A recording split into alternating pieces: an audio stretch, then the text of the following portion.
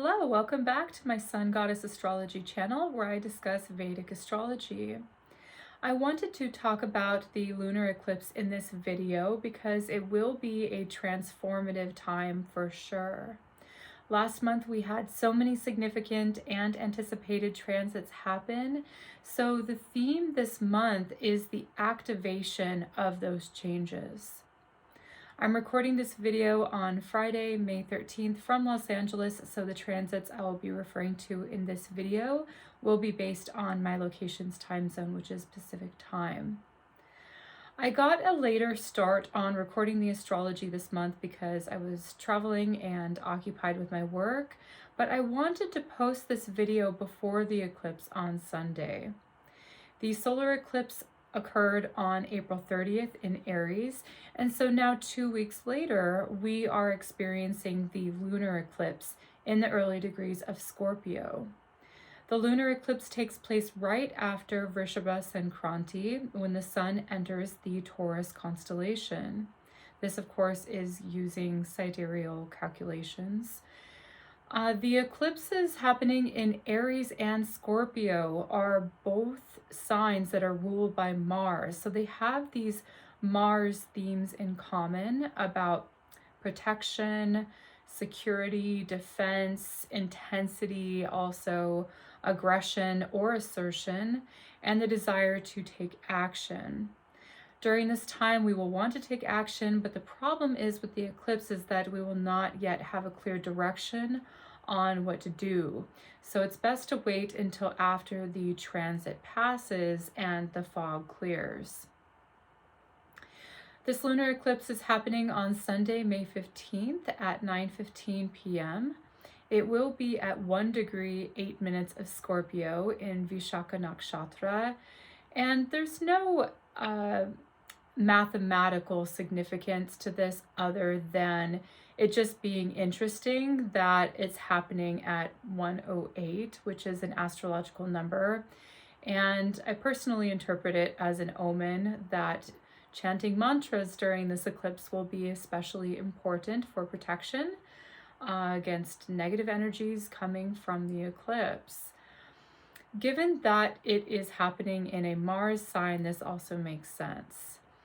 Generally, we take precautions during and before eclipses to guard ourselves energetically. Staying inside during the day of the eclipse and doing spiritual practices will be the best thing to do.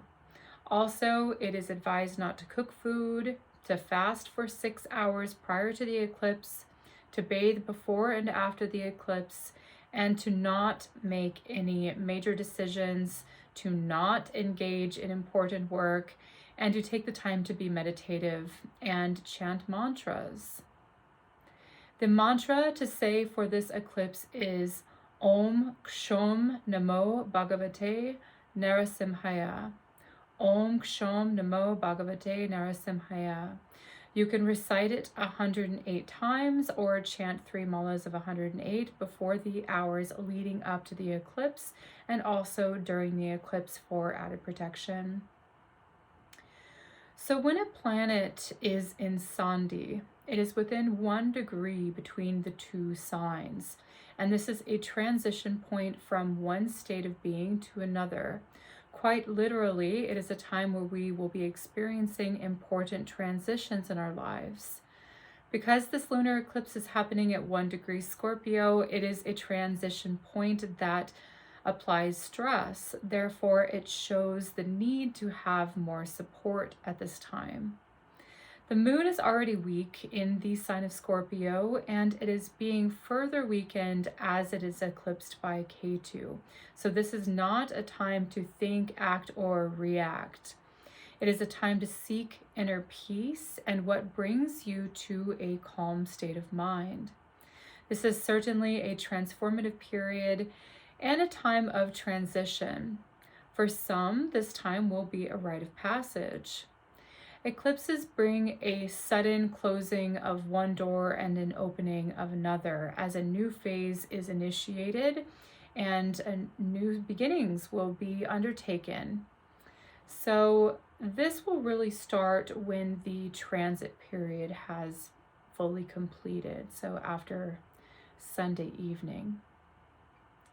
The solar eclipse creates changes in the area of government and leadership, and the lunar eclipse creates changes within the communities and affects our personal lives.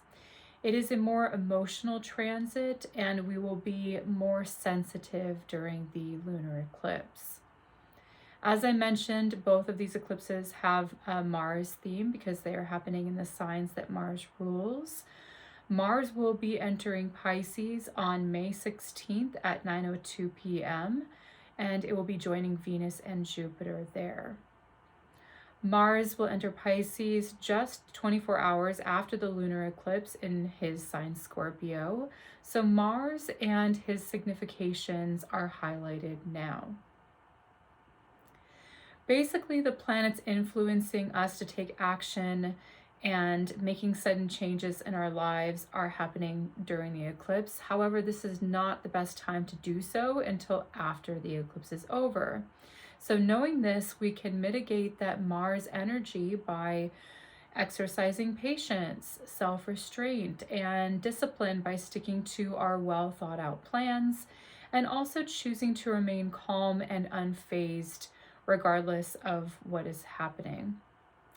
So, of course, I could not conclude this video without at least mentioning the notorious Mercury retrograde, although the lunar eclipse will overshadow the importance of this transit.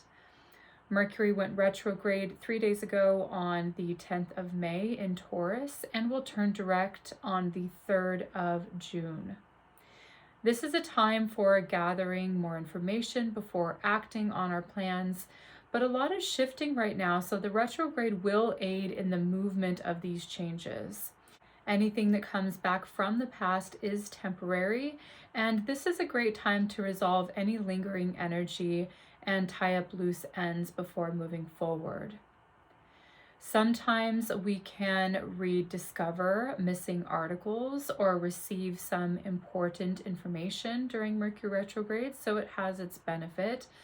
But the standard, protocol would be to make sure to double check your work and just understand that miscommunications are probable during this time. So have patience with people. Leave your house early if you need to be somewhere because delays are likely to happen, and so on and so forth. So eclipses are revealing and Mercury retrogrades are informative. So by the end of the month, all of us will have a very clear plan of action, bringing us closer to our goals and the green light to move forward. The lunar eclipse this month is indicating a crucial time of transition and the need for more support. And if anything, this is a time of enlightenment. So if you have been confused or uncertain of the path forward, there should be sudden realizations which reveal what is that you should be working on at this time in your life. The month of May is the final push for necessary changes to occur.